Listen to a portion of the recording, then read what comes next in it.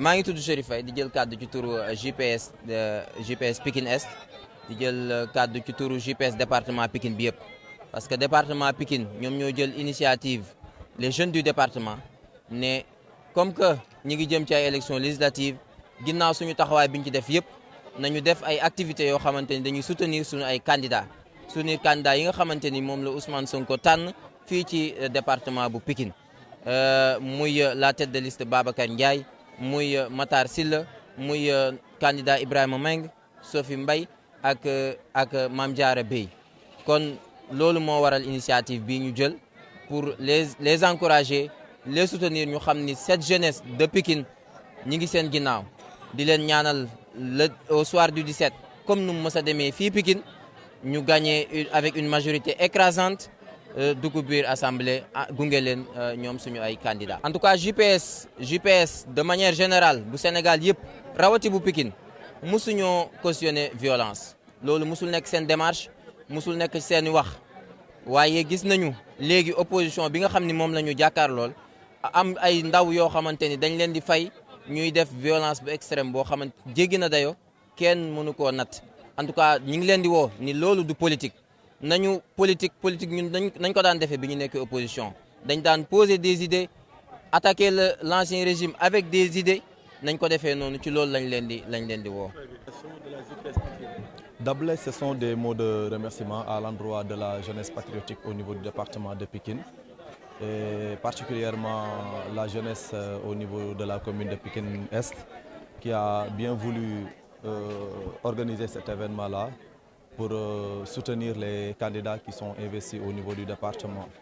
Donc c'est dans ce sillage-là que nous sommes venus répondre à cette invitation-là, mais également magnifier l'événement, en même temps également prendre l'engagement selon lequel notre seul et unique objectif reste véritablement porter la voix des Pikinois et également essayer de voir comment faire pour véritablement aider ce gouvernement qui est là aujourd'hui pour que les véritables aspirations auxquelles les Pikinois et les Pikinoises sont en train de vivre puissent être entendues au niveau de ceux qui gouvernent le pays aujourd'hui. C'est ça véritablement l'objectif et je pense que nous avons partagé cet après-midi-là après avoir eu à mener une caravane avec le président Ousmane Sonko qui était de passage dans le département. Nous avons décidé de finir cette belle soirée en venant répondre à l'invitation de ce meeting-là organisé par les jeunes au niveau de la commune de Pikine Est. Les revendications, elles sont vraiment importantes, elles sont également nombreuses. Elles ne se limitent pas à la création d'un commissariat central ou bien d'un hôpital, mais les solutions ou bien même les préoccupations, elles sont véritablement nombreuses. Aujourd'hui, c'est à nous véritablement d'avoir la possibilité de nous enfermer, de diagnostiquer de fond en comble les réels problèmes auxquels les Pikinois sont confrontés et éventuellement essayer d'apporter des solutions pour que véritablement nous puissions avoir quelque chose à mettre sur la table comme esquisse de solution et pour permettre également au gouvernement de pouvoir répondre véritablement aux exigences des populations au niveau du département de Pikine. Effectivement, comme l'a si bien dit également tout à l'heure, je pense qu'aujourd'hui à Pikine nous avons un poumon vert qui est actuellement très agressé, c'est au niveau de Mbao, mais également la zone de Technopole. Donc ce sont des zones auxquelles actuellement force est d'accepter qu'ils subissent véritablement de réelles menaces. Et ce qu'il faut, encore une fois, comme solution, c'est de chercher comment faire pour endiguer ces gens qui exploitent ces domaines-là, pour que véritablement ces poumons verts qui permettent l'ensemble du département, mais également l'ensemble de la région de Dakar, puissent continuer de souffler, mais également d'avoir ce climat qui nous permet d'avoir un air pur et d'éviter ce qu'on appelle la pollution. Bon, vous savez, actuellement, au niveau de PASTEF, nous avons toujours prôné ce qu'on appelle les débats d'idées, parce que ce dont nous avons toujours cru, c'est que PASTEF est venu dans la scène politique avec un programme, avec des questions qui intéressent véritablement les populations. Donc si aujourd'hui ces scènes de violence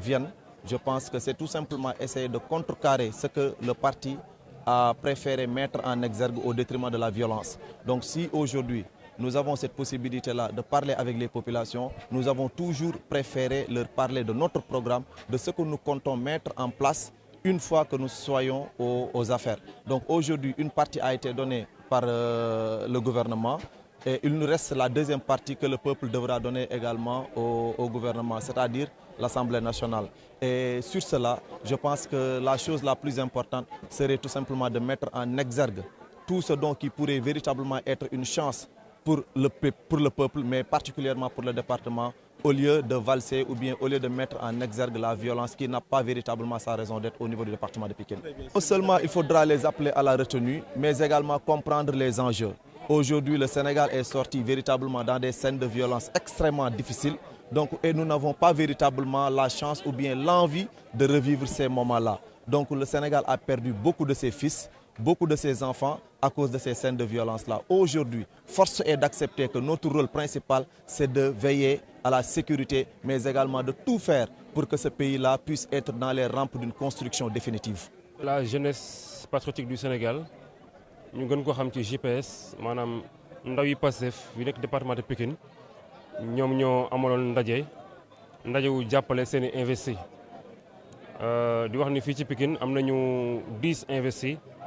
5 ci liste titulaire bi 5 ci liste suppléant bi waaye ñoom aussi yeneen 5 yoo xamante ni ñu ngi leen investir ci liste nationale bi.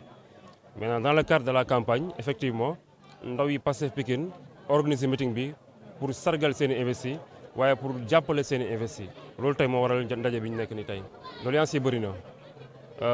Pikine côté environnement déjà rek ça pose problème ndaxte benn poumon vert bi ñu am muy mbaaw gis nañu ni ñu nekk ni ñu koy agressé forêt classée bi gis nañu ni ñu koy agressé technopole bi gis nañu ni ñu koy agressé xëyu ndaw ñi gis nañu ni mu tàgg témbee santé wax na ko benn hôpital pour presque 1 million d'habitants là où les normes yi nee nañu pour 150 000 habitants il faut un hôpital l'écart est tellement grand ba nga xamante ni loolu rek sans du long lycée wax na ko on en a que 3 là où normes yi la ñuy wax ak li am ute na maanaam jafe-jafe Pikine dafa bëri mais lépp waaw commissariat central amuñu ko sapeur pompier amuñu ko ba ci tribunal bi ñuy wax sax nekkul si ñun donc Pikine li ñu fa a joyanti bëri na mais lépp solo rek mooy